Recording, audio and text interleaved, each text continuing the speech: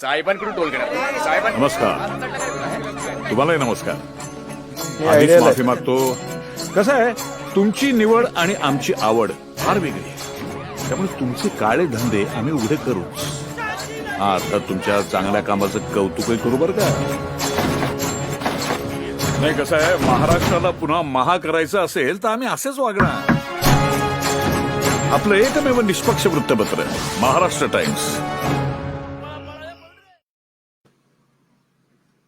नमस्कार. Maharashtra times culture club आयोजित गुंतवणूक आणि त्याचे इतर पैलू या फेसबुक लाईव्ह कार्यक्रमात आपल्या सगळ्यांचं स्वागत आहे. अनेकदा रिटायर झाल्यानंतर नेमका पैसा कुठे गुंतवावा, त्याचं नियोजन कसं करावं, याचं योग्य मार्गदर्शन किंवा नीट टिप्स आपल्याला मिळत नाही. त्यामुळे बहुतांश ज्येष्ठ नागरिकांना अडचणींचा सामना करावा लागतो. सध्याचं वातावरणही अस्थिर आहे, आर्थिकदृष्ट्याही वातावरण अस्थिर आहे. पण या काळात गुंतवणूक केलेली कितपत फायदेशीर ठरेल, त्याचबरोबर फिक्स डिपॉझिटला काही पर्याय आहेत का, आणि असले तर ते कुठल्या वेळी आपण गुंतवावे, फिक्स डिपॉझिटमध्ये पैसे गुंतवावे कारण किंवा त्याला इतर काय पर्याय आहेत, या संदर्भात आणि अशा अनेक प्रश्नांना उत्तरं देण्यासाठी आपण आजचा कार्यक्रम आयोजित केलेला आहे. अशोक अलूरकर हे आपल्याला या संदर्भात मार्गदर्शन करणार आहे. अशोक अलूरकर हे मान्यताप्राप्त आर्थिक सल्लागार आहे. सर, तुमचं खूप स्वागत आहे आजच्या कार्यक्रमात. आज ज्येष्ठ नागरिक दिन आहे आणि या ज्येष्ठ नागरिक दिनानिमित्त आपण हा कार्यक्रम आयोजित केलेला आहे आणि या कार्यक्रमानिमित्ताने आपल्या महाराष्ट्रातल्या, देशातल्या नागरिकांना योग्य गुंतवणूक कशी करायची, अस्थिर वातावरणात नेहमीच गुंतवणूक फायदेशीर समजली जाते. तर आता नेमकं वातावरण आर्थिकदृष्ट्याही अस्थिर आहे, तर नेमकी गुंतवणूक कशी करायची आणि त्याचे इतर पैलू काय?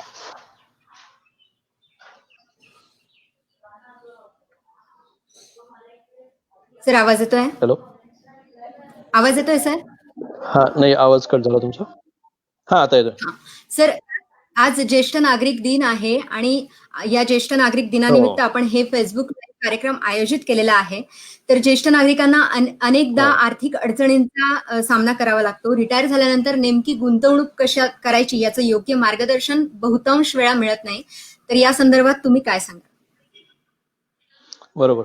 एकतर जागतिक ज्येष्ठ नागरिक दिनाच्या सगळ्यांना खूप शुभेच्छा आणि मनापासून नमस्कार. सगळ्या ज्येष्ठ नागरिकांचं मी स्वागत करतो.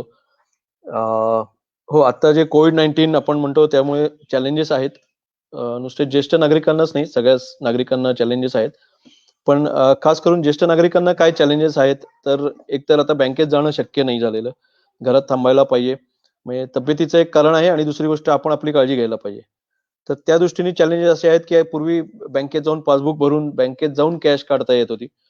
आता ते थोडंसं शक्य नाहीये, त्यामुळे चॅलेंजेस जास्त आहेत.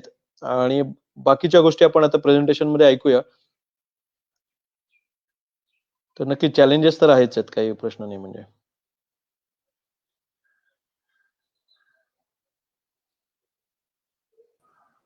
सर, स्क्रीन शेअर कराल का?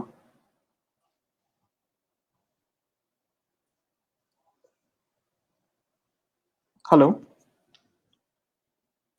आपण सुरुवात करूया. हो सर, तुम्ही स्क्रीन शेअर कराल का सर? ओके ओके ओके कर.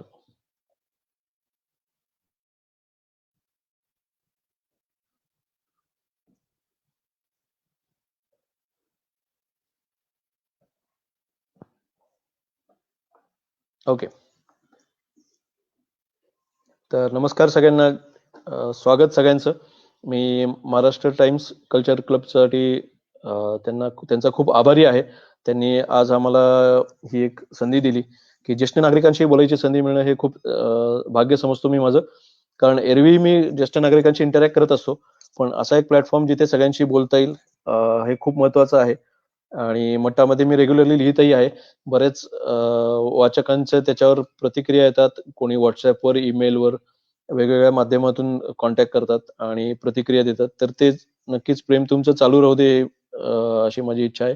आणि मेनली तुमचा फीडबॅक येत राहू दे की कुठले विषय तुम्हाला जिव्हाळ्याचे आहेत किंवा कुठला विषय हाताळलेला किंवा कुठल्या विषयाबद्दल वाचायला आवडेल हे नक्कीच कळलं तर मला चांगलं वाटेल. तर हो, ज्येष्ठ नागरिक म्हणलं की एकतर आपण डोळ्यासमोर येतं ते रिटायर झालेले लोक किंवा निवृत्ती ज्यांची ऑलरेडी ज्यांनी निवृत्ती घेतली आहे. पण आज आपण इथे बघणार आहे ते ज्येष्ठ नागरिक म्हणजे नॉट नेसेसरीली की 60 वर्षाच्या पुढचे, की नुसतं इन्कम टॅक्सच्या दृष्टीने ज्येष्ठ नागरिक नाही, जे 50शीत आहेत, जे अगदी 1-2-5 वर्षात रिटायर होणार आहेत किंवा ऑलरेडी रिटायर झालेत, या सगळ्यांचाच आपण इथे विचार करूया. हो, जे ऑलरेडी झालेले आहेत त्यांचा आपण जास्त डिटेलमध्ये बघूया की त्यांनी काय करायला पाहिजे किंवा त्यांच्या डोळ्यासमोर काय असतं. तर सगळ्यात पहिल्यांदा आपण कायम विचार करत आलेलो असतो की मी आणि माझे कुटुंब. तर हे काम करताना सुद्धा असतं आणि रिटायर झाल्यावर सुद्धा असतं. तर काही ठिकाणी आपण बघतो की मी रिटायर झालोय पण माझी मुलं अजून शिकत आहेत की अजून त्यांना आर्थिक त्यांचं अर्थार्जन सुरू व्हायचंय. अशा वेळेस वेगळ्या प्रकारचे चॅलेंजेस असतात. काही ठिकाणी मुलांची लग्न व्हायची असतात, म्हणजे काही जबाबदाऱ्या पार पाडायच्या आधी मी निवृत्त झालोय, तर त्या ठिकाणी वेगळे चॅलेंजेस असतात. असे वेगवेगळे चॅलेंजेस आपण आहेच आहेत, तर पण त्यांच्यापासून घाबरायची गरज नाही. आपण त्याच्यावर नक्कीच मात करू शकतो, हे असा माझा विश्वास आहे. तर आज आपण काय पाहणार आहे, चर्चेचे मुद्दे तर त्यांनी दिलेलेच आहेत, पण आणखीन सोपं करण्यासाठी मी इथे दिले की गुंतवणूक कशासाठी करतो आपण, हे आपण आज बघणार आहोत. शिवाय तरलता, परतावा, जोखीम हे सगळं हे काय आहे, म्हणजे नक्की याचा अर्थ काय, तरलता म्हणजे काय, परतावा म्हणजे काय, या सगळ्याचा अर्थ काय हे आपण समजून घेणार आहे. निश्चित परतावा काही का परतावा महत्वाचा हे आपण समजून घेणार आहे. अल्पमुदत, दीर्घ मुदत, कारण बऱ्याचदा आपण जर बघितलं तर गुंतवणूकदार हे गुंतवणूक करताना अल्पमुदतीचे जे त्यांचे ध्येय असतात, म्हणजे शॉर्ट टर्म गोल्स आपण म्हणूया, तर त्याच्यावर जास्त फोकस असतो. आणि त्यामुळे होतं कसं की दीर्घ मुदतीतील जे ध्येय आहेत की जे लॉंग टर्म गोल्स आहेत ते तसेच राहतात बाजूला, किंवा ते त्यांना प्रायोरिटी दिली जात नाही, त्यांना अग्रक्रम दिला जात नाही. आणि त्यामुळे काय होतं की अल्पमुदतीत जे गोल्स येतात किंवा जे ध्येय येतात समोर, त्यासाठी मी पैसे उभे करत जातो, त्यासाठी पैसे उपलब्ध करत जातो, पण त्या नादात दीर्घ मुदतीतील ध्येय जी आहेत ती साध्य करणं सोपं जाईल असं नाही. शिवाय मुदत ठेव करताना काय काळजी घ्यायला पाहिजे, ऑनलाईन बँकिंग ही एक सुविधा कशी आहे हे पण आज बघूया आपण.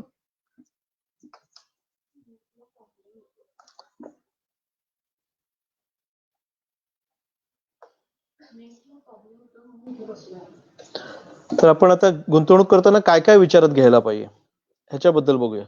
तर सामान्यतः लोक काय विचार करतात की ज्येष्ठ नागरिक विशेषतः तरलता म्हणजे लिक्विडिटी या गोष्टीवर जास्त फोकस असतो.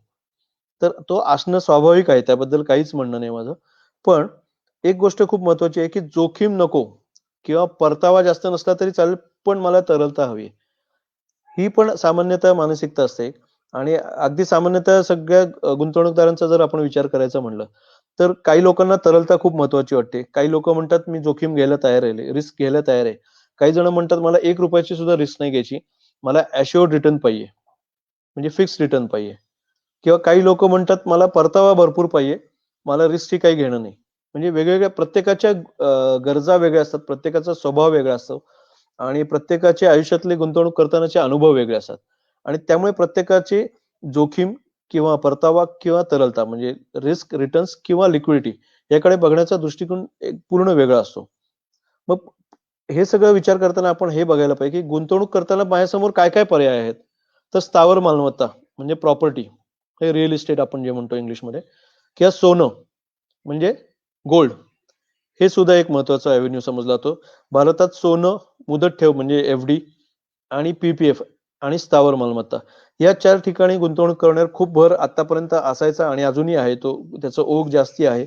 पण बाकीच्या अव्हेन्यूज कडे पण बघायची गरज आहे का, ते आपण आज बघूया. तर हे सगळं करत असताना आपण जर बघितलं की स्थावर मालमत्ता म्हणजे प्रॉपर्टी, त्याच्यात तरलता किती असते. तर तुम्ही जर ठरवलं की मला आज माझी प्रॉपर्टी विकायची आहे, तर ती लगेच विकली जाते का, तर नाही.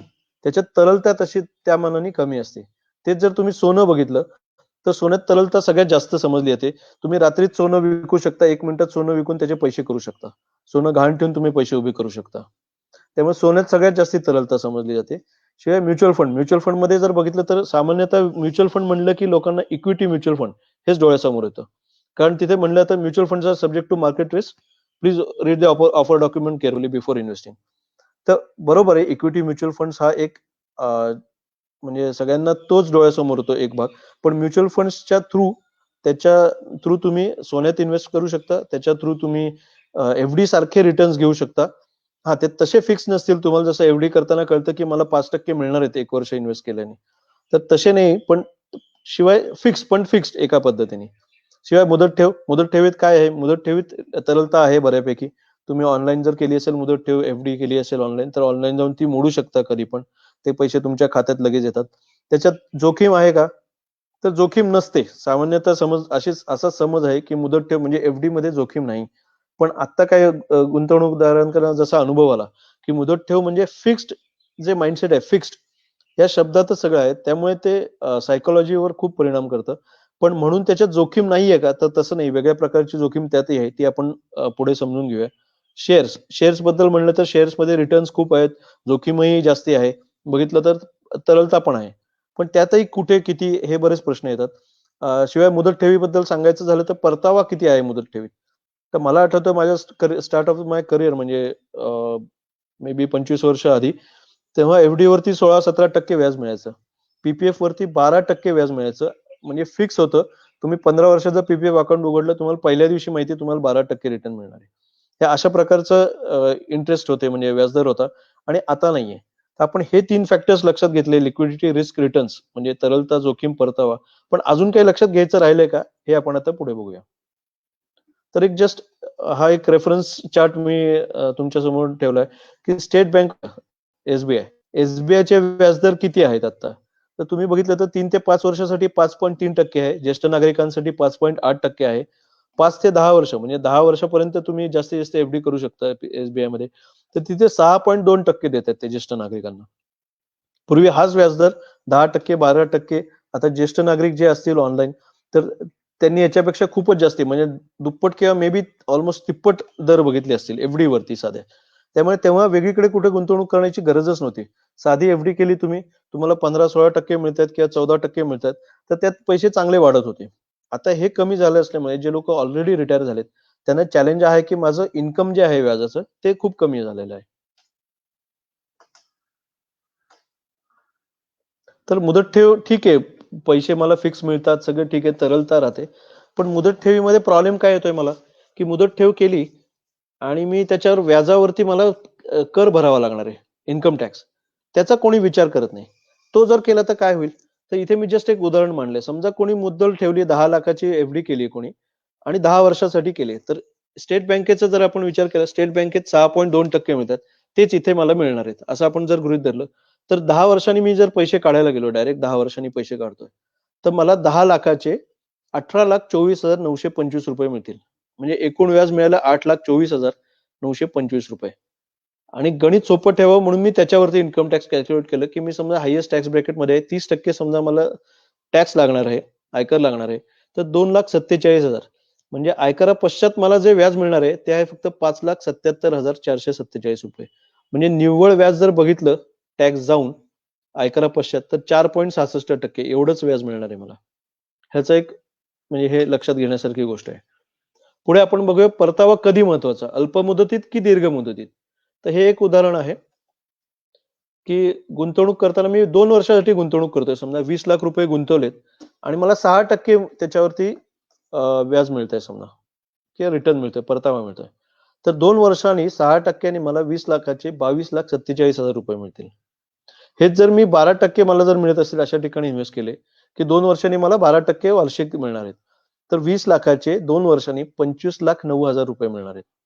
म्हणजे फरक किती आहे की 20 लाखाच्या गुंतवणुकीवर 2 वर्षाच्या म्हणजे मुदतीसाठी जर पैसे इन्व्हेस्ट केले तर 6% आणि 12% मध्ये अगदी फक्त 2,62,000 रुपयाचा फरक आहे. म्हणजे खूप फरक आहे का? तर फारसा फरक नाही. म्हणजे मी एवढी जास्ती रक्कम जर गुंतवली आणि 2च वर्षासाठी केली फरक दुप्पट आहे व्याजातला 6% आणि 12%. तरी पण फरक किती आहे तर फक्त 2,62,000चा फरक आहे. हा एक लक्षात ठेवा. आपण पुढे जाऊन याच्यावर आणखीन विचार करूया. म्हणजे एवढे पैसे गुंतवून 20 लाख रुपये गुंतवून सुद्धा मला फरक फार नाही पडत आहे व्याजदराचा. व्याजदराच्या फरकाने किती फरक पडतोय माझ्या अमाऊंटवर तर 2,62,000 एवढाच रकमेवर फरक पडतोय. हेच उदाहरण आपण जर दीर्घ मुदतीसाठी बघितलं आणि कमी पैशाचं बघितलं समजा तर 20 वर्षासाठी मी जर 2 लाख रुपयेच फक्त पार्क केले फक्त 2 लाख रुपये आणि मला 20 वर्षासाठी समजा 6% मिळतात. तर 20 वर्षांनी त्याची रक्कम किती होईल मध्ये पैसे नाही घेतले मध्ये व्याज नाही घेतलं तर त्याची मुदतीअंती मला 6,41,000 रुपये मिळतील. म्हणजे जवळजवळ 3.5 पट पैसे होतील 20 वर्षांनी. तेच जर 12% असेल तर 2 लाखाचे किती होतील तर 19,29,000. म्हणजे किती तर फरक किती आहे दोन्हीमध्ये तर जवळजवळ 13 लाख रुपयाचा फरक आहे. आणि 13 लाख रुपयाचा फरक कुठल्या रकमेवर आहे तर फक्त 2 लाखावर आहे. इथे फरक होता 20 लाखाच्या रकमेवरती फक्त 2 लाखाचा फरक आहे, आणि इथे आहे 20 लाख 2 लाखाच्या रकमेवरती 13 लाखाचा फरक आहे.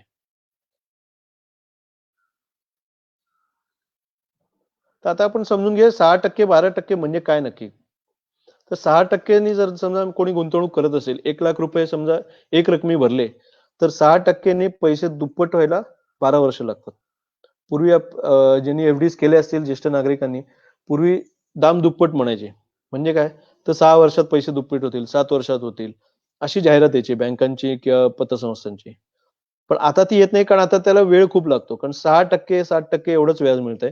त्याच्यात जर पैसे दुप्पट करायचे असतील तुम्हाला, तर 1 लाख एक रकमी भरले तर 12 वर्ष लागतात पैसे दुप्पट व्हायला.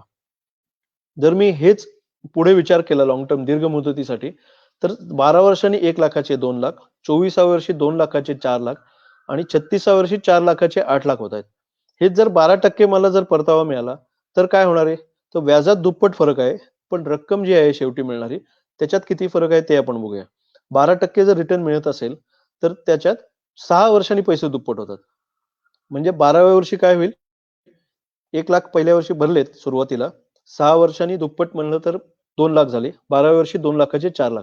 म्हणजे इथे जे तुम्हाला 12 लाख दिसत आहे, 12व्या वर्षी 2 लाख दिसतात, तिथे 12व्या वर्षी 4 लाख दिसतील. तर त्याचे आपण टाइमलाईन बघूया की 6 वर्षांनी 1चे 2, 12 वर्षांनी 2चे 4, 18 वर्षी 4चे 8, इथे 16, 32 आणि 64. म्हणजे 36 वर्षांनी 1 लाखाचे किती होणार आहे, 64 लाख होणार आहेत 12% रिटर्न मिळाला तर. आणि इथे 6%नी फक्त 8 लाख होणार आहेत. त्यामुळे नुसतं फिक्स रिटर्न ह्याच्याकडे जाऊन उपयोग नाही, तुम्ही रिटर्न कडेही लक्ष द्यायला पाहिजे. अर्थात ज्येष्ठ नागरिकांसाठी तुम्ही एवढे वर्ष थांबायची मे बी तुमची गरज नसेल किंवा शक्य नसेल, पण just to make a point मी तुम्हाला हे सांगतोय. तर ह्या दोन्हीमध्ये फरक किती आहे, तर 8 लाख आणि 64 लाख म्हणजे 8 पट फरक होतोय रकमेमध्ये. त्यामुळे योग्य परतावा मिळणं पण गरजेचं आहे. जोखीम किती उचलायची, काय उचलायची, हा पण एक भाग आहे त्याच्यात, त्याच्याकडे आपण जाऊया. तर सामान्यतः काय चुका केल्या जातात गुंतवणूक करताना, तर लोक दीर्घ मुदतीसाठी मुदत ठेव करतात. म्हणजे काय होतं इथे, तर 6%, आता 6.8% आहे समजा इथे ह्याचा स्टेट बँकेचा 6.2% आहे, तर म्हणून आपण 6 पकडूया समजा राऊंड करून. तर 6% जर तुम्हाला कोणी देत असेल तर 1 लाखाचे 8 लाख होणार आहेत. तेच 12% समजा तुम्हाला मिळाले तर 64 लाख होणार आहेत. त्यामुळे दीर्घ मुदतीसाठी मुदत ठेव करणं हे कसं चुकीचं आहे, इथे तुम्हाला लक्षात आलं असेल. फक्त तुम्ही 8 लाख आणि 64 लाख एवढं जरी लक्षात, इथे 16 लाख होतात. 4 लाख आणि 16 लाख हा फरक जरी लक्षात ठेवला, आणि एक लक्षात घ्या, हे फक्त 1 लाखाची रक्कम आहे. हे जर 10 लाख रुपये असतील तर 10 लाखाचे किती होतील, इथे 40 लाख होतील. इथे 1,60,00,000 होतील. म्हणजे नुसते चौपट नाहीये, तुम्ही किती भरताय त्याच्यावर पण आहे. म्हणजे 1,60,00,000 आणि 40 लाख 1,20,00,000चा फरक आहे. त्यामुळे दीर्घ मुदतीसाठी मुदत ठेव जर केली तर काय होतं, तर पैसे वाढणार नाहीत हे नक्की आहे. कारण इथे फक्त 1 लाखाचे 8 लाख होतात 36 वर्षात, 4च लाख होतात 24 वर्षात. त्यामुळे पैसे वाढणार नाहीत, कारण तुमचा पैसे वाढण्याचा वेगच कमी आहे. दुसरी गोष्ट, इतर अल्प मुदतीसाठी गुंतवणूक करणे इतर ठिकाणी. म्हणजे काय, तर लोक म्युच्युअल फंड मध्ये पैसे भरतात. तिथे काय आहे म्युच्युअल फंड मध्ये, आपण इथे बघितलं सुरुवातीला तरलता. म्युच्युअल फंड मध्ये किती तरलता आहे, तर बऱ्यापैकी तरलता असते. तुम्ही जर टॅक्स सेव्हिंग इन्व्हेस्टमेंट नसेल केली तर तिथे तुम्ही पैसे काढू शकता. इक्विटी मध्ये जरी भरले असतील तर लोक पैसे लागले की पैसे काढायचे कुठनं, तर अरे म्युच्युअल फंड मधनं काढायचे. का तिथनं काढायचे, तर व्याजाचं नुकसान नको व्हायला. म्हणजे एफडी वरच्या किंवा मुदत ठेवीवरच्या. तर मुदत ठेवीवरचं व्याज असं मिळून मिळून किती मिळणार आहे, हा पण एक विचार करायला पाहिजे की व्याजाचं नुकसान म्हणजे किती होणार आहे माझं. तिथे मे बी काही हजार रुपयांचं होणार आहे, पण इथे माझं काही लाखाचं होणार आहे. म्हणजे आपण हेच जर विचार केला, समजा दुसरा मुद्दा तुम्ही बघा, इतर ठिकाणी अल्प मुदतीसाठी गुंतवणूक करणे, म्हणजे तिथनं मी पैसे काढतो मला लागले तर. तर काय होणार आहे, समजा मी 1 लाख रुपये एफडी मध्ये ठेवले 6%च्या, आणि ते मी काढले समजा मध्येच काढले, तर ठीक आहे व्याजाचं नुकसान होणार आहे. पण भविष्यातील किती नुकसान होणार आहे माझं, तर 24 वर्षांनी जर विचार केला ती एफडी तशीच राहिली असती तर 4 लाखाचं नुकसान झालं असतं. तेच मी समजा म्युच्युअल फंडचं उदाहरण घेतलं की मला 12% मिळतील बाबा नॉमिनल, तर तिथे 24 वर्षांनी कितीचं नुकसान होईल, तर 1 लाखाचे 16 लाख होणार आहे तिथे. म्हणजे मी जर मुदत ठेवीतले काढले पैसे तर माझं 4 लाखाचं 24 वर्षांनंतरचं नुकसान होणार आहे. इथे ते 16 लाखाचं नुकसान होणार आहे. त्यामुळे नक्की पैसे काढायचे कुठनं हे विचार करून करण्याची गोष्ट आहे. लोक माझा एखाद दुसरा टक्का एफडी वरचा वाया जाईल म्हणजे दंड बसेल किंवा कट होऊन मिळेल म्हणून मुदत ठेव ब्रेक करत नाहीत आणि त्या नादात लाखो रुपयाचं नुकसान करून घेतात.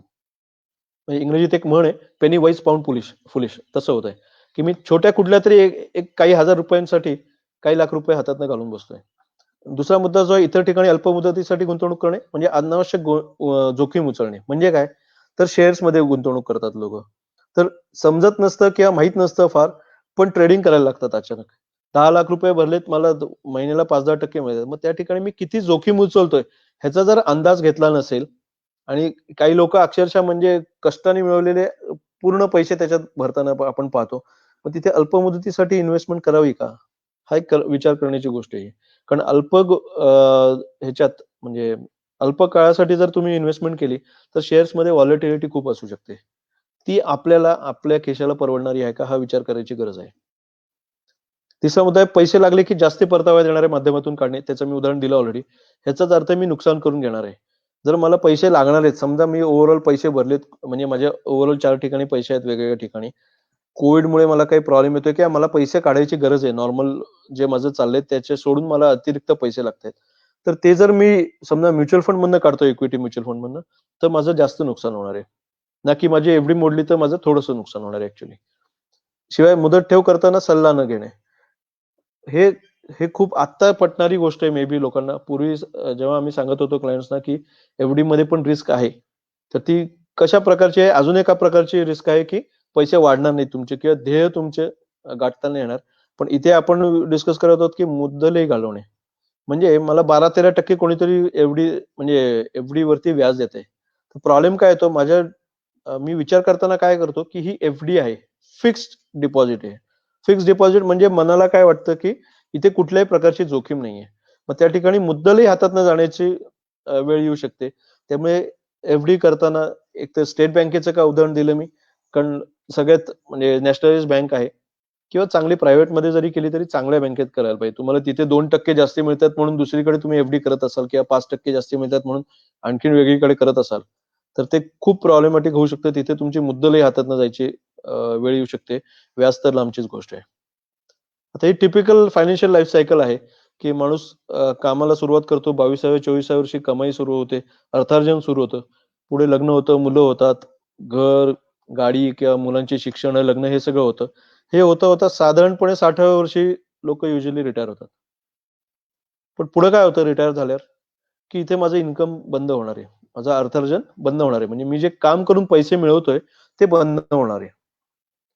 आणि होतं कसं, मी मगाशी म्हणलं तसं की अल्पमुदतीतले जे माझे ध्येय असतात, म्हणजे मुलांचे शिक्षण, मुलांची लग्न, त्याच्यावर जास्त फोकस असतो. मला समोर जी गरज दिसते आता की मला आता गाडी घ्यायची, त्याच्यावर जास्त फोकस असतो. आणि ते सगळी ध्येय पार करत असताना हे लक्षात येत नाही की मी स्वतःच्या रिटायरमेंटसाठी काय करतोय का, किंवा पुरेसं करतोय का. भारतात जर बघितलं तर निवृत्तीवर म्हणजे निवृत्तीबद्दलचा जो अवेअरनेस आहे तो खूप कमी आहे. खूप कमी लोकांचं प्रॉपरली रिटायरमेंट झालेलं असतं. त्यामुळे हा एक सगळ्यात चॅलेंजिंग गोल आहे आणि सगळ्यात नेग्लेक्टेड आहे. त्यामुळे याच्यावर काम करणं खूप गरजेचं आहे. तर खर्च तर वाढतच जातात. खर्च असं काही होत नाही की उद्या अशोक रिटायर झालं तर खर्च थांबणार नाहीयेत. खर्च वाढत जाणार, थांबणार तर नाहीच आहेत, उलट ते वाढत जाणार आहेत महागाई दराप्रमाणे. म्हणजे मी सुरुवातीला जे म्हणलं होतं, हे जे सगळे फॅक्टर सांगितले होते, त्याचे सोडून अजून एक फॅक्टर कुठला आहे, तर तो हा आहे, इन्फ्लेशन, महागाई दर. खर्च हे वाढतच जाणार आहेत. त्यामुळे तुम्ही गुंतवणूक करताना तुमचे खर्च भागून तुम्ही आणखीन 2 पैसे जर वरती कमवू शकलात तर तुमचे पैसे वाढणार आहेत. नाहीतर काय होणार आहे, पैसे कमी होत जाणार आहेत. तर हा खर्चाचा ग्राफ आहे. ओव्हरऑल जर बघितलं तर एक ठराविक लेवल पर्यंत आपलं इन्कम वाढतच असतं. त्याच्यानंतर ते 0 होतं. खर्च आपले कायम त्याच्यापेक्षा कमी असावेत असं आपण प्रयत्न करत असतो. त्याही ठिकाणी काही लोकांना चॅलेंज असतो. पण आपण असं गृहीत धरूया की इन्कम कायम जास्त आहे आणि खर्च कमी आहेत. पण एका पॉइंटला ते इन्कम येणं थांबणार आहे. माझं उत्पन्न थांबणार आहे. तर उत्पन्न कधीतरी नक्की थांबणार आहे. अगदी तुमचा व्यवसाय असेल तरी पण उत्पन्न कधीतरी थांबणार आहे. आणि त्यासाठी तुमची तयारी असली पाहिजे. खर्च मात्र चालू राहणार आणि वाढत राहणार आहेत. हे डोक्यात ठेवणं खूप गरजेचं आहे. तर एक पूर्वीची पिढी आणि आत्ताची पिढी याच्यात काय फरक आहे हे मी थोडं इथे डिस्टिंग्विश करून सांगू इच्छितो, की पूर्वी लोक साधारण 18 वर्षी वगैरे काम आपलं हे शिक्षण संपवून पुढे कामाला लागत होते. म्हणजे खूप जास्त शिक्षण घेण्यावरही भर नव्हता आणि पटकन जबाबदारी घेण्याची वृत्ती होती. त्यामुळे 18व्या-20व्या वर्षीच कामाला सुरुवात करणे आणि त्याच्यानंतर 60व्या वर्षापर्यंत काम केलं जायचं. तर तुम्ही डावीकडचे जर हे पाहिलं तर 18 वर्ष शिक्षण, त्याच्यानंतर 40-50 40-45 वर्ष काम आणि त्याच्यानंतर रिटायरमेंट म्हणजे निवृत्ती. म्हणजे 60व्या वर्षी इथे रिटायर झाल्यावर जेमतेम 15 वर्ष युजली लाईफ एक्सपेक्टन्सी जे म्हणतो आपण ते 75च्या आसपास होते, 70-75. त्यामुळे 60व्या वर्षी रिटायर झालं तरी हार्डली 15 वर्ष लोक जगायचे आणि त्यासाठी पैसे लागायचे. व्हायचं काय म्हणजे मी 40-42 वर्ष काम करतोय आणि त्यातनं बाजूला ठेवलेली जी पैसे आहेत, जी पुंजी क्रिएट होणार आहे, ती फक्त पुढच्या 15च वर्ष पुरवायची मला. शिवाय पेन्शन होतं. पेन्शन म्हणजे काय? काहीतरी मला दर महिन्याला येत होतं. आत्ताच्या पिढीचा काय प्रश्न आहे, तर पेन्शन आता नाही मिळत. सरकारी नोकरी सुद्धा पेन्शन बंद झालंय. आणि शिवाय काय फरक झालाय, तर आता शिक्षण जास्त घेण्याकडे कल असतो. हायर स्टडीजसाठी बाहेर जातात मुलं. आणखीन जास्त शिक्षण घ्यायचं, हायर स्टडीज पोस्ट ग्रॅज्युएशन करतात. त्यामुळे लगेच काही 20व्या वर्षी कामाला सुरुवात होत नाही. 24-25व्या वर्षापर्यंत शिक्षण घेतलं जातं. त्याच्यानंतर काम सुरू होतं. 25व्या वर्षी जर कोणी काम करायला लागलं, तर त्याच्या पुढे त्याचा जॉब सुरू होतो आणि 60व्या वर्षापर्यंत काम करणार आहे असं म्हणणारे खूप कमी लोक आहेत. तुम्ही कोणालाही विचारा आजूबाजूला जे मे बी 30-40 वर्षाचे आहेत, ते तुम्हाला सांगतील मला लवकर रिटायर व्हायचंय कारण कामाच्या ठिकाणी खूप स्ट्रेस आहे. मला 45, 50, 55लाच रिटायर व्हायचंय. त्यामुळे झालंय काय की 55 जरी आपण धरलं इथे, तर 55व्या वर्षी रिटायर व्हायचंय आणि लाईफ एक्सपेक्टन्सी आता वाढलेली आहे. मेडिकल ऍडव्हान्समेंटमुळे लाईफ एक्सपेक्टन्सी खूप वाढलेली आहे. त्यामुळे ती 85 पर्यंत गेलेली आहे. त्यामुळे होतंय काय की 55 वर्षाचा मी रिटायर होतो. त्याच्यानंतरची 30 वर्ष मी जर निवृत्तीनंतरची काढायची आहेत, तर मला 30च वर्ष काम करणार आहे मी आणि 30 वर्षातनं तेवढे पैसे उभे करायचे आहेत की ज्यातनं माझी पुढची 30 वर्ष चालतील. तेच इथे बघितलं तर 40-45 वर्ष काम करून 15च वर्ष काढायची होती. शिवाय पेन्शन आता नाहीये. काही लोकांना आता ज्येष्ठ नागरिक जे असतील ऑनलाईन तर पेन्शन मिळत असेल, त्याही मुद्द्याकडे आपण येऊया.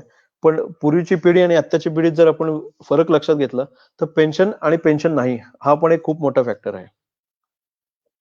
तर जर तुम्हाला आता ऑलरेडी पेन्शन मिळत असेल समजा, जे कोण ज्येष्ठ नागरिक आहेत ऑनलाईन, तर तुम्हाला काही ना काही पेन्शन मिळत असेल समजा, तर ते पुरेसं आहे का? तर पुरेसं निवृत्ती वेतन म्हणजे पेन्शन जर मिळत असेल, तर काय? तर तुम्ही सुखी आहात, नक्कीच सुखी आहात तुम्ही. की काय माझं चाललंय, छान चाललंय, माझा महिन्याचा खर्च मला माझ्या पेन्शनमधनं, माझ्या निवृत्ती वेतनातनं भागतोय, काही प्रॉब्लेम नाही.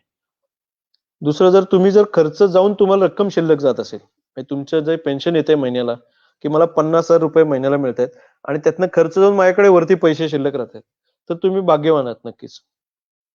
पण इथे थांबून उपयोग नाही. थोडा पुढचा विचार करणं खूप गरजेचं आहे. तर आज तुम्हाला भागत आहे, पण उद्याही भागेल का? आज तुमचा खर्च बाबा एक्स आहे. उद्या जाऊन पुढे जाऊन तो महागाईमुळे तो वाढतच राहणार आहे. पण तुमचं पेन्शन वाढणार आहे का? हा खूप महत्वाचा मुद्दा आहे. हा लक्षात घेण्यासारखा आहे. आणि इथेच खूप लोकांची गफलत होते, की जे गव्हर्नमेंट जॉबमध्ये आहेत किंवा बँकेत होते पूर्वी किंवा कुठेही काम करत होते आणि आज त्यांना पेन्शन मिळतंय, की माझं भागतंय ना छान किंवा मला एवढं पेन्शन मिळणार आहे. जे ऑलरेडी सर्व्हिस करतात आणि ज्यांना पेन्शन लागू आहे, ते म्हणतात मला पेन्शन मिळणार आहे, मला काही टेन्शन नाही. तर टेन्शन नाही म्हणताना आज भागतंय ठीक आहे, पुढं काय होणार आहे? तर आज भागत आहे म्हणजे उद्या भागेलच असं नाही. हे उदाहरणासकट मी पुढे शेअर करणार आहे. शिवाय अतिरिक्त असलेल्या रकमेचं तुम्ही काय करता? की मला पेन्शन मिळते 50,000, माझा खर्च त्यापेक्षा बरंच कमी, मला 30-35 हजारच महिन्याचा खर्च आहे. तर उरलेल्या रकमेचं तुम्ही काय करता? तर अतिरिक्त जे राहत आहे तुमचे पैसे वरचे जे 15-20 हजार जे काय असतील, तर त्या पैशातून गुंतवणूक करणं खूप गरजेचं आहे. ते तुम्ही कदाचित करतही असाल, पण तीही परत जर तुम्ही मुदत ठेवीत करत असाल, तर ते पैसे वाढणार नाहीत. हेही लक्षात घ्यायला पाहिजे. तर आपण एक जस्ट उदाहरण घेऊया, की निवृत्तीनंतरचे खर्च. सद्यस्थिती एखाद्या माणसाची आहे समजा, की मला निवृत्ती वेतन मिळते म्हणजे पेन्शन मिळते. दर महिन्याला 50,000 रुपये मला पेन्शन मिळते. मला काही माझा मासिक खर्च आहे फक्त 35,000 रुपये. म्हणजे माझ्याकडे शिल्लक किती राहते? तर माझ्याकडे शिल्लक म्हणजे सरप्लस दर महिन्याला माझ्याकडे 15,000 रुपये एक्स्ट्रा आहेत, की जे मला खर्च करायचे म्हणजे माझ्याकडे खर्च करून सुद्धा एवढे राहत आहेत दर महिन्याला. तर हे पण इन्व्हेस्ट करणं खूप गरजेचं आहे. का ते आपण अजून पुढे बघूया. 10 वर्षांनी काय होईल? इथे माझं 50,000 आहे महिन्याचं उत्पन्न म्हणजे पेन्शन. खर्च 35,000 आहे. तरच नाही राहणार, तो वाढत जाणार आहे. माझं निवृत्ती वेतन जर वाढणार आहे का, तर युजली नाही वाढत, 50चं 50च असतं. तर समजा तसं आपण गृहीत धरलं की निवृत्ती वेतन 50चं 50 राहिलं, तेव्हाचा मासिक खर्च किती असेल? तर 8% जरी महागाई झाली तरी तेव्हाचा मासिक खर्च 75,500 रुपये असेल महिन्याचा. आणि मला पेन्शन किती मिळत असेल? फक्त 50,000. म्हणजे शिल्लक किती राहते? तर उणे 25,500 म्हणजे मायनस. म्हणजे मला वरचे 25,500 खर्च करायला माझ्याकडे पैसेच नाहीत. अशा स्थितीत काय करायचं? त्यामुळे दूरदृष्टी असणं खूप गरजेचं आहे. नुसतीच 60व्या वर्षी काही कोटी माझ्याकडे आहेत म्हणजे मी सेफ आहे असं समजणं चुकीचं आहे. तुम्ही जर आजूबाजूच्या लोकांना विचारलं जे यंग आहेत, तू कधी रिटायर होणार? तर खूप लोक सांगतात की माझ्या खात्यात 1 कोटी जमा झाले की मी रिटायर होणार. 1 कोटीत कोणाचंही भागणार नाही आजच्या काळात. तुमची लाईफस्टाईल कशी आहे त्याच्यावरही डिपेंडंट आहे. तुम्ही कुठे राहताय, बरेच गोष्टी आहेत. तुमचं वय काय, तुमचे खर्च काय. पण 1 कोटीत कोणाचंच भागणं म्हणजे कठीण आहे एकंदर बघितलं तर. पुढे आपण जर विचार केला, ह्या 10 वर्षानंतरचा खर्च आहे. आणखीन 5 वर्ष पुढे आपण जर विचार केला, म्हणजे 15 वर्षानंतरचा विचार केला, तर मिळणारं निवृत्ती वेतन 50,000च असणार आहे. पण तेव्हाचा मासिक खर्च किती असेल? तर 1,11,000. म्हणजे 61,000 रुपये उणे दर महिन्याला. म्हणजे तेव्हा खर्च भागणं शक्यच नाहीये. म्हणजे एक तर तेव्हा लाईफस्टाईल मध्ये कॉम्प्रोमाइज करा. म्हणजे हे जे खर्च आहेत 1,11,000 ते 50,000 भागवायचा प्रयत्न करा. तर इतकी लाईफस्टाईल कमी करणं शक्य आहे का? अर्ध्यावर आणणं शक्य आहे का? किंवा इथे सुद्धा 75,500 ची 50,000 आणणं शक्य आहे का? इतकी वर्ष 40, 50, 60, 70 वर्ष मी एका पद्धतीने जगत आलोय आणि अचानक मी 75,000चा खर्च माझा 50,000वर आणू शकतो का? हे एक विचार करायची गोष्ट आहे. अचानक 1,00,000चा खर्च 50,000वर आणणं शक्यच नाहीये. मे बी इथे तुम्ही 75,000च्या ऐवजी बाबा 70,000 65,000 मॅनेज कराल, पण तरी पण पैसे मायनस आहेत. निवृत्तीनंतरचे खर्च याच्यावर आपण तात्पर्य जर काढायचं म्हणलं तर तरलता महत्वाची आहे का? ती निश्चित महत्वाची आहे, त्यात काहीच वाद नाहीये. मात्र परताव्याचं काय? परतावा पण तुम्हाला योग्य मिळायला पाहिजे. योग्य मिळायला पाहिजे सांगतोय मी. जास्त म्हणजे उगीच काहीच्या काही 20% 30% मिळायला पाहिजे अशातला भाग नाही. काहीच्या काही रिस्क घ्या म्हणजे जोखीम उचला असाही भाग नाही. तिन्हीची नीट सांगड घालता यायला पाहिजे. की तुमच्याकडे तरलताही मेंटेन केलेली आहे, लिक्विडिटी मेंटेन केली आहे, की तुम्हाला दर महिन्याला जे पैसे लागतात तेही मेंटेन व्हायला पाहिजेत. तुमचे पैसे जे शिल्लक आहेत, जे काही तुम्ही मुदत ठेवीत ठेवले असतील किंवा कुठे जे काही 4 ठिकाणी आहेत, ते वाढतात ना ते बघणंही गरजेचं आहे. कारण जर ते महागाईला बीट नसतील करत तर हळूहळू तुमचा परतावा जो येतोय कमी, त्यातनं तुमचं जे भांडवल उभं आहे, जो काही कॉर्पस आहे, तो कमी होत जाणार आहे. त्यामुळे तो एक दिवस संपला तर तुम्हाला पैसे कमी पडतील म्हणजे महिन्याच्या खर्चाला नाही, पैसे शून्य होऊन गेले तर काय करायचं? म्हणजे पैसे संपले टोटली तर काय करायचं? दुसरी गोष्ट जोखीम नाही म्हणताना काय होणार आहे? म्हणजे जोखीम नाही म्हणजे काय? तर मुदत ठेवीत जोखीम नाही असं जे म्हणलं जातं. तर एक तर तुम्ही कुठं करताय त्या प्रकारची जोखीम आहे. दुसरी गोष्ट जरी तुम्ही एसबीआयची एफडी केली, अगदी स्टेट बँक ऑफ इंडियाची एफडी केली, की जिथे जोखीम नाही व्हर्च्युअली असं आपण समजूया क्षणभर, हरकत नाही. पण तिथे पैसे वाढणार आहेत किती? 6.2% जर मिळणार असतील वाढून मला आणि माझा खर्च जर 8% किंवा त्याही पेक्षा जास्त वाढणार असेल, 10% वाढणार असेल, तर त्यात म्हणजे माझे पैसे टिकणार नाहीत, संपून जाणार आहेत. त्यामुळे मला ध्येय गाठता येणार नाही, ही जोखीम नाहीये का? ही एक खूप मोठी जोखीम आहे. म्हणजे इन्व्हेस्टमेंटमध्ये म्हणलं तर not taking risk is the biggest risk. म्हणजे म्हणून तुम्ही उद्या कुठेही इन्व्हेस्ट करा अशातला भाग नाही, पण बॅलन्स साधता यायला पाहिजे. तरलता, परतावा आणि जोखीम सगळ्याचा बॅलन्स साधता यायला पाहिजे. तर अशा परिस्थितीत काय करायला पाहिजे? तर निवृत्तीनंतरची पुंजी किती हवी हे तुम्हाला सगळ्यात पहिल्यांदा माहिती पाहिजे. 1 करोड, 3 करोड, 5 करोड, 10 करोड नक्की किती पुरेसे आहेत? मला किती पुरेसे आहेत? माझ्या मित्राकडे 5 करोड आहेत आणि तो म्हणतोय माझं छान चाललंय म्हणून माझं चालेलच असं नाही. त्याचं वय माझं वय हे खूप वेगळं असू शकतं. त्याचे खर्च माझे खर्च, एखादी जबाबदारी कोणावर असेल तर त्यातले खर्च वेगळे असतात. त्यामुळे ह्या सगळ्या गोष्टींचा जर विचार केला तर उगीच कोणीतरी सांगतंय म्हणून मी काही करतोय हे चुकीचं आहे. फायनान्समध्ये म्हणजे पर्सनल फायनान्समध्ये जर तुम्ही बघितलं तर हे प्रत्येकाने कपडे शिवून घेतल्यासारखं आहे. वन फिट ऑल नाही होऊ शकत याच्यात. प्रत्येकाची गरज वेगळी आहे, परिस्थिती वेगळी आहे. त्यामुळे त्याप्रमाणे आपण गुंतवणूक करायला पाहिजे. तर नक्की किती पुरेसे आहे हे माहिती करून घ्यायला तुम्ही जर व्यवस्थित सल्ला घेतला तर तुम्हाला पहिल्यांदा कळेल की मला पैसे किती हवेत गुंतवणूक करायला, की म्हणजे किती उभी पाहिजे, माझी रिटायरमेंट कॉर्पस किती पाहिजे हे पहिल्यांदा माहिती पाहिजे. तर तुम्ही बाकीच्या गोष्टी करू शकता.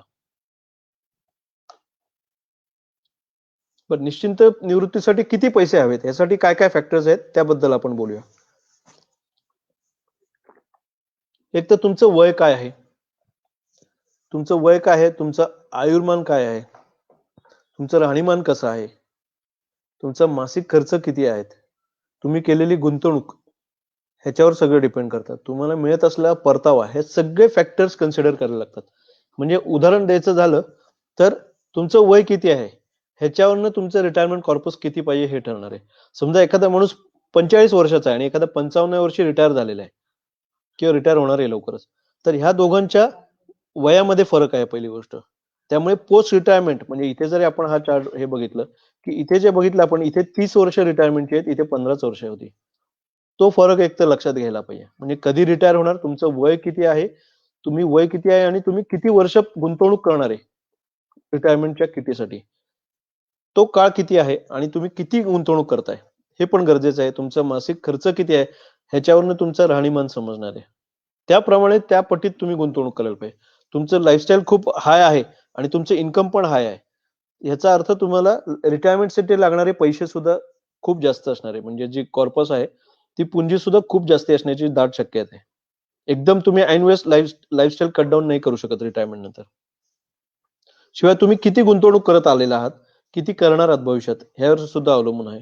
आणि तुम्हाला मिळत असलेला परतावा हा सुद्धा महत्वाचा आहे. बरं, समजा तुम्ही ऑलरेडी निवृत्त झाला असाल तर काय करायचं की अरे हे सगळ्याचा विचारच केला नव्हता कधी, की हे माहित नव्हतं, किंवा हे सगळं विचार केला पण कधी डिटेलमध्ये कधी अभ्यास नाही केला याचा किंवा माहितीच नाही काही यातला. पण काळजी करू नका, तुम्ही योग्य सल्ला जर घेतला तर अजूनही तुम्ही तुमचा पोर्टफोलिओ जर योग्य प्रकारे जर ट्विक केलात म्हणजे बदल केले त्याच्यात, तर तुमची तरलता मेंटेन करून म्हणजे जे महिन्याचं तुमचं जे काही तुम्हाला खर्चाला लागतात ते मेंटेन करून तुम्हाला योग्य तो परतावा आहे. योग्य तो म्हणजे काय, तर म्हणजे तिन्हीचा बॅलन्स, परतावा, जोखीम आणि तरलता, हे तिन्हीचा बॅलन्स साधून तुम्ही जर योग्य सल्ला घेतलात तर तुम्ही चांगली पुंजी अजून सुद्धा उभी करू शकता रिटायर झाल्यानंतर सुद्धा. कारण तुम्हाला किती पुंजी लागेल ह्याचा पहिल्यांदा अंदाज येईल तुम्हाला. त्याप्रमाणे तुम्ही तुमचे सगळे बाकीच्या गोष्टी अलाइन करू शकता. तुम्ही जर बदल स्वीकारलात की नाही मी मुदत ठेवीत नुसतं पैसे नाही गुंतवणार, बाकी ठिकाणी जर करायची तयारी ठेवलीत तर तुम्हाला नक्की चांगला फायदा होऊ शकतो. त्यातनं तुमची एक किटी उभी राहू शकते आणि त्यातनं तुम्हाला नक्कीच पुढे सोपं जाईल पुढचे खर्च मॅनेज करायला. कारण आपण मगाशी बघितलं 50,000चा खर्च जर 1,00,000वर गेला तर काय करायचा, हा विचार आत्ता केलात तर ते तुम्हाला पुढे सोपं जाईल गणित. आत्ता विचार करून ऍक्शन घेतली तर.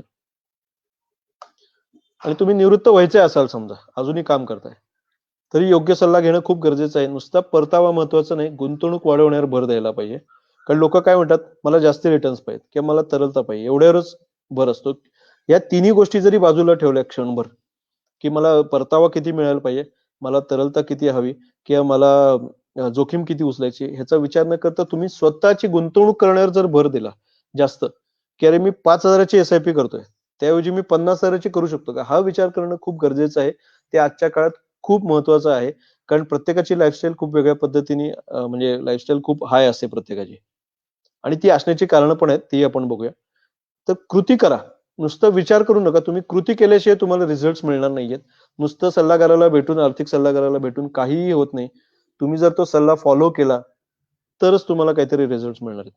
आणि गुंतवणुकीचा वार्षिक आढावा घ्या. तुम्ही जसे वार्षिक सहलीचा प्लॅन करता, मला इकडे जायचंय, फिरायला तिकडे जायचंय, ते ठीक आहे, ते करणं गरजेचं आहे, नाही असं नाही. पण हे करणं पण खूप गरजेचं आहे की तुमची गुंतवणूक योग्य प्रकारे चालली आहे का नाही, त्याच्यात काही बदल करायची गरज आहे का. तुमच्या गरजा बदलल्या असतील तर ती गुंतवणुकीचा पॅटर्न मे बी चेंज करायची गरज आहे. की तुम्ही आधी समजा मे बी जास्त रिटर्न मिळवायच्या म्हणजे मिळेल अशा पद्धतीने गुंतवणूक करत होतात. मे बी एखादा खूप महत्वाचा गोल आहे, त्याच्यामुळे नुसतं रिटर्नकडे बघून उपयोग नाही, परताव्याकडे बघून उपयोग नाही, तरलता ही तुमची खूप प्राईम इम्पॉर्टन्स येऊ शकते. त्यामुळे तुमच्या आयुष्यात जे बदल होत आहेत त्याप्रमाणे गुंतवणुकीत काही बदल करायची गरज आहे का, वार्षिक आढावा घेणं खूप गरजेचं आहे. पण वार्षिक सांगितले त्यात मासिक किंवा दररोज तुम्ही जर एनएव्ही किंवा स्टॉक्सचे रेट्स बघत असाल तर अवघड आहे. त्या पद्धतीने वेल्थ क्रिएशन होत नाही. शिवाय सगळ्यात महत्वाचं, तुमची ध्येय ठरवा. ध्येय नसतील ठरली तर काही उपयोग नाही. हे म्हणजे गाडीत बसून तुम्हाला कुठे जायचंय माहित नाही, तुम्ही दिशा माहित नाही तुम्हाला, तुम्ही गाडी जोरात चालवताय, कुठे पोचाल, योग्य ठिकाणी पोहोचण्याची शक्यता नाही, शून्य म्हणजे. तर तेच इथे लागू आहे. लोक ध्येय ठरवत नाहीत, लोक इन्व्हेस्टमेंट करत जातात, IQ इन्व्हेस्टमेंट करतात, यांनी सांगितलं म्हणून, मित्रांनी केलं म्हणून, भावानी केलं म्हणून. ते करणं खूप चुकीचं ठरू शकतं. कारण पूर्वीचा काळ आत्ताचा काळ खूप बदललेला आहे. पूर्वी FD करून भागत होतं, आता तसं भागत नाहीये हे लक्षातही आलं असेल बऱ्याच लोकांच्या, आणि भविष्यात तर अजिबात भागणार नाही, कारण हा व्याजदर एवढाही टिकणार नाही, हळूहळू अजून कमी होईल. त्यामुळे ध्येय ठरवा आणि त्या आजूबाजूला तुमची गुंतवणूक कुठे व्हायला पाहिजे ते ठरवणं खूप गरजेचं आहे. तर एक थोडा वेगळा विषय मी इथे मांडतोय, की तुम्ही तुमच्या गुंतवणुकी मॅनेज करत असाल, तुम्हाला इथे मे बी नवीन 4 गोष्टी कळायला असतील, पण पुढच्या पिढीचं काय? त्यांना तुम्ही योग्य संदेश जर दिला तर ह्या सेशनचा खूप फायदा त्यांनाही होईल असं मी समजतो. कारण लवकर जर गुंतवणूक सुरू केली तर फायदा आहे, तर जास्त ध्येय गाठता येतं. जसं आपण क्रिकेटमध्ये बघतो की 200 धावा करायच्यात, ते 20 ओव्हरमध्ये करायच्या का 15 ओव्हरमध्ये करायच्यात का 22 ओव्हरमध्ये करायच्या, हे माझं मी ठरवायचंय. शेवटी रिटायरमेंट हे ध्येय कधी ना कधी गाठायचंच आहे. मग ते 60 असो, 50 असो, नाही तर 55 असो. तेव्हा लागणारी रक्कम जर एक फिक्स असणार आहे, मी 60व्या वर्षी जर रिटायर होणार आहे, तर मला समजा काय एक्स अमाऊंट लागणार आहे, तर ती लागणारच आहे. त्यासाठी गुंतवणूक कधी सुरू करायची हे माझं मी ठरवायला पाहिजे. ती लवकर सुरू केली तर ते ध्येय गाठणं जास्त सोपं होणार आहे. त्यासाठी जास्त परतावा नाही मिळाला तरी चालणार आहे. कमी परताव्यात पण दीर्घ मुदतीत तुम्हाला जास्त चांगले रिझल्ट मिळू शकतात आणि गोल अटेंड करणं सोपं होतं. जसं क्रिकेटमध्ये मी पहिल्या 5 ओव्हरमध्ये रनच नाही केलेत, मग 15 ओव्हरमध्ये जर मला 200 गाठायचं आहे, 200चा पल्ला, तर मग मला 4-6 मारायची, 4 नाही नुसती 6च मारायची, की रनआउट होण्याची दाट शक्यता आहे, कॅच आउट होण्याची जास्त शक्यता आहे. म्हणजे मला रिस्क घ्यायची गरज जास्त आहे. तिथे मी जोखीम जास्ती उचलतोय. त्यापेक्षा मी पहिल्या ओव्हरपासून जर 1-1, 2-2 रन काढत राहिलो प्रत्येक बॉलला, तर ते सोपं होणार आहे. पुढे जाऊन रिस्क घ्यायची गरज नाही पडणार. हे तुम्ही जर मेसेज तुमच्या पुढच्या पिढीला दिला तर खूप फायदा होईल. कारण नाहीतर आई वडील असंच सांगत आलेत, म्हणजे टिपिकली भारतीय लोक असं 4 ठिकाणी मी मगाशी म्हणल्याप्रमाणे, मुदत ठेव म्हणजे एफडी, गोल्ड म्हणजे सोनं, पीपीएफ आणि प्रॉपर्टी, या 4 ठिकाणी भारतीय लोक खूप इन्व्हेस्टमेंट करतात. करणं चुकीचं आहे असं माझं म्हणणं नाहीये, पण फक्त 4 ठिकाणी इन्व्हेस्टमेंट करून इथून पुढे आपल्या मुलांचं भलं होईल का हे विचार करायची वेळ आलेली आहे. कारण सगळ्या गोष्टी बदलून गेल्यात, व्याजदरापासून सगळंच, लाईफस्टाईल सुद्धा. तर आता तुम्ही जर निवृत्त झाला असाल तर काय करायचं तेही मी तुम्हाला सांगितलं. म्हणजे मी हे परत समराईज करतोय तर का, की हे मुद्दे जरी तुम्ही लक्षात ठेवले, की काळजी करायची गरज नाही, घाबरायची गरज नाही, थोडा पेशन्स ठेवला, तुम्ही ऑलरेडी निवृत्त झाला असाल, तुमचा पोर्टफोलिओ थोडा रिचेक केलं तुम्ही, तरी पण त्यातनं एफिशियन्सी येऊ शकते, टॅक्स एफिशियन्सी येऊ शकते. म्युच्युअल फंड मध्ये सुद्धा असे काही फंड्स आहेत की ज्याच्यात तुम्ही थोडे 4-5 वर्ष जर थांबू शकत असाल तर तुम्हाला खूप जास्त रिस्क न घेता नक्कीच एफडी पेक्षा जास्ती 10-12%, 8-10% तरी तुम्हाला रिटर्न नक्कीच मिळू शकतो. त्यामुळे थोडस बदल स्वीकारायची गरज आहे. तो जर तुम्ही मानसिकता दाखवली ती, तर नक्की तुमचा फायदा होईल. म्हणजे तुम्ही जर निवृत्त झाला असाल ऑलरेडी, तर घाबरून जायचं काहीच कारण नाही. तुम्ही थोडा बदल स्वीकारा, योग्य तो सल्ला घ्या, आणि बदल स्वीकारून तुम्ही जर ऍक्शन घेतलीत तर नक्की तुम्हाला फायदा होईल. आणि जर व्हायचंय असाल अजून निवृत्त, तर काय करायला पाहिजे, तर नुसता परतावा महत्वाचा नाही, गुंतवणूक वाढवण्यावर भर द्यायला पाहिजे. स्पेशली जे यंग लोक आहेत 25, 30, 35 पर्यंत, त्यांनी मोठ्या प्रमाणावर SIP करत असाल तर 5,000ची करत असाल तर 50,000ची कशी करता येईल याच्याकडे विचार करणं खूप गरजेचं आहे. साधारणपणे सायकोलॉजीमध्ये असं होतं की कोणी खर्च वाढवणं लगेच प्रत्येक जण तयार असतो. म्हणजे आम्ही बऱ्याच लोकांना भेटतो तर लोकांना म्हणलं एसआयपी करायची समजा कोणी म्हणलं, तर लोकांचा प्रश्न असतो कमीत कमी कितीची एसआयपी करता येईल. हेच खर्च करताना जर विचार केला तर थोडं जास्त बरं होईल. हे पुढच्या पिढीसाठी आहे की खर्च थोडे कंट्रोल झाले आणि इन्व्हेस्टमेंट वाढवण्यावर भर दिला तर पुढे भविष्यात तुम्ही आणखीन जास्ती खर्च आणखीन जास्त चांगल्या पद्धतीने करू शकता. ह्याच्यावर फोकस ठेवायला पाहिजे. आणि सगळ्यात महत्वाचं तुमचे ध्येय ठरवा, गोल्स डिफाईन करा, त्यासाठी इन्व्हेस्टमेंट करा. तर मी महाराष्ट्र टाइम्सचा खूप आभारी आहे, त्यांनी मला आज ही संधी दिली, आणि सगळ्या ज्येष्ठ नागरिकांचा, जे कोण लोक फेसबुक लाईव्ह वर आहेत, सगळीकडे आता ऑनलाईन आहेत, सगळ्यांचा आभारी आहे की त्यांनी पेशंटली ऐकलं आहे. काही प्रश्न असतील तर आपण घेऊयात. हो सर, नक्कीच आपल्याकडे वाचकांचे प्रश्न आलेले आहे. दीपक आगवण यांनी प्रश्न विचारला आहे, सिनियर सिटीजन सेव्हिंग स्कीम बद्दल त्यांना जाणून घ्यायचं आहे. यामध्ये इन्व्हेस्ट करताना काय काळजी घ्यायची नेमकी? आवाज येतोय सर? काळजी म्हणजे ऍक्च्युअली आता सिनियर सिटीजन सेव्हिंग स्कीम जी आहे, हो येतोय. सिनियर सिटीजन सेव्हिंग स्कीम म्हणा किंवा पीपीएफ म्हणा, या ठिकाणी करताना काळजी असंच काही म्हणजे घ्यायचं काही कारण नाही आणि काही घेऊ पण शकत नाही. कारण ते स्ट्रक्चर्ड ठराविक प्रोडक्ट्स आहेत, त्याच्यात जे व्याज मिळणार आहे ते व्याज मिळणार आहे तुम्हाला, त्याचा जो कालावधी आहे, जे काही त्याचे नियम आहेत त्याप्रमाणे तुम्हाला परतावा मिळणार. त्यामुळे त्यात काही फार काही करण्यासारखं नाहीच आहे. पण एक तुम्ही करू शकता की लोक काय करतात, आता समजा मार्केट डाऊन आहे सध्या, समजा कोविडमुळे ही परिस्थिती आहे, वाईट परिस्थिती आहे, मान्य आहे. म्हणजे बऱ्याच धंद्यांवर परिणाम झालेला आहे. त्यामुळे तुम्ही बघितलं तर शेअर बाजारावरही परिणाम झालाय आणि त्यामुळे म्युच्युअल फंडच्या परताव्यावर पण म्हणजे रिटर्न्सवर पण परिणाम नक्कीच झालाय. त्याबद्दल काही म्हणजे नॉट डिनाईंग दॅट. पण सगळे पैसे तुम्ही अशा प्रकारच्या ठिकाणी इन्व्हेस्ट केले की मग आपण बघितलं 6% 7% जर तुम्हाला व्याज मिळणार असेल, म्हणजे समजा एखाद्या माणसाकडे 1 करोड रुपये आहेत इन्व्हेस्ट करायला, म्हणजे पुंजी आहे समजा, 1 करोड जर तुम्ही सगळेच्या सगळे जर 6 आणि 7% इन्व्हेस्ट करणार असाल तर काय होणार आहे? 1 वर्षाचा जर विचार केला तर 1 वर्षाने समजा आपण मागे जर 8% धरला, जो की भारतातला लॉंग टर्म आपण इन्फ्लेशन रेट धरू शकतो, 8% जर धरला तर तुमच्या ज्या गरजा आहेत त्या गरजा 8% वाढत जाणार आहेत, खर्च तुमचे. हॅलो हॅलो हॅलो वाढणार सर, आहे. आवाज येतोय तुम्हाला? हा, येतोय. आवाज येतोय सर? हो, येतोय. त्यामुळे नुसतं सुनिश्चित परताव्यात कडे लक्ष न देता तुमचा पोर्टफोलिओ हा बॅलन्स्ड असला पाहिजे. तुम्ही तरलता मिळालीच पाहिजे, तुम्हाला रिटर्न्सही मिळायला पाहिजेत. नुसते 6-7% ओव्हरऑल पोर्टफोलिओवर तुमचं, कारण काय होणार आहे समजा मी 6% आणि 7%च्या मध्ये इन्व्हेस्टमेंट केली, समजा 50-50% समजा 6% मध्ये 50 लाख गुंतवले, 6 मध्ये 50 लाख, तर माझा परतावा 6.5% मिळणार आहे. सिंपल मॅथ्स आहे, म्हणजे ऍव्हरेज रिटर्न माझं 6.5 राहणार आहे. वेळेस तुमचा थोडा भाग समजा 12% 15% मिळत असेल, समजा 12 म्हणूया, पण 15 पण नाही, 12% मिळाले. काही याच्यावर तुम्हाला 5-6% मिळत आहेत, काही याच्यावर 8-10% मिळत आहेत. हे सगळ्याचं जर संमिश्र करून आपण जर म्हणजे सारांश केला की ऍव्हरेज काढलं तर त्याचे समजा तुम्हाला एक 8% जास्ती 10% 12% जर मिळाले ऍव्हरेज तुम्हाला, तर तुमचे पैसे कुठेतरी टिकणार आहेत. कारण नाहीतर प्रॉब्लेम काय आहे की तुमचे पैसे लवकर संपतील. नाही तर म्हणजे हे आता लक्षात येणार नाही. आम्ही बघतो जेव्हा क्लायंटचा ह्याचा इन्व्हेस्टमेंटचा अभ्यास करतो की रिटायरमेंट नंतर एक 5-7 वर्षात 10 वर्षात पैसे संपून जाणार. काही पण पैसे कमी आहेत का जमा, असं नाही, काही कोटी जमा आहेत पण ते पूर्ण नाहीत, कारण लाईफस्टाईल ही तशी आहे. त्यामुळे नुसतं तिथे इन्व्हेस्टमेंट करून उपयोगाचं नाहीये.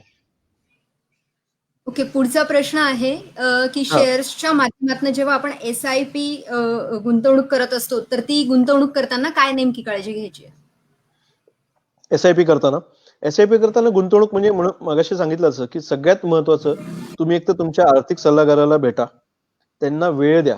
लोक काय करतात, इतकी घाई असते की मी माझ्या कामात बिझी आहे, मला या गोष्टीला वेळ नाही. दुसरी गोष्ट, अजून एक मी म्हणलं तसं की खर्च करताना लगेच तयार असतात की नवीन गाडी घ्यायची तर EMI भरायला सांगितलं, समजा मला गाडी घ्यायची नवीन, तर त्याचा 15-20 हजार EMI येणार आहे, तर लोक लगेच तयार होतात.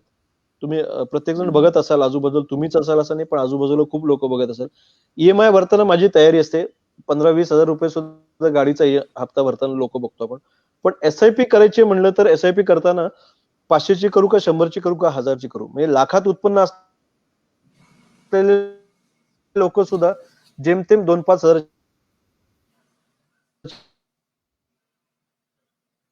SIP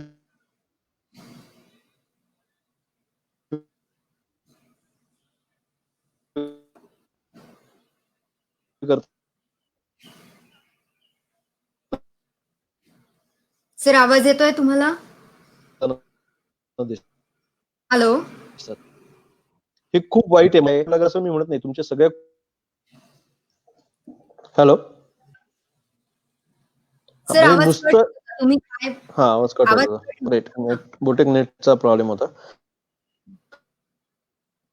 पहिल्यांदा तुमचा सल्लागार जे सांगतोय ते नीट ऐकून घ्या, समजून घ्या, तुमच्या काही शंका असतील त्याचं निरसन करून घ्या, पण त्याच्यानंतर ऍक्शन घ्या. लोक नुसती चर्चा करताना दिसतात की मी हे करू का, मी ते करू का, आणि अर्धवट काहीतरी ज्ञानात जातात. कोणीतरी भावानी, मित्रांनी, आई वडिलांनी काहीतरी सांगितलं म्हणून मी कुठेतरी इन्व्हेस्टमेंट करतोय, हे करायचे दिवस गेले. कारण त्या पद्धतीने, पूर्वीच्या पद्धतीने तुम्ही जर प्रॉपर्टी, FD, PPF आणि सोन्यात इन्व्हेस्ट करत असाल फक्त, तर प्रॉब्लेम आहे. ह्याच्यात करू नका असं माझं अजिबात म्हणणं नाही. परत क्लॅरिफाय करतो मी, ह्याच एक भाग तुमचा त्याच्यात जायलाच पाहिजे.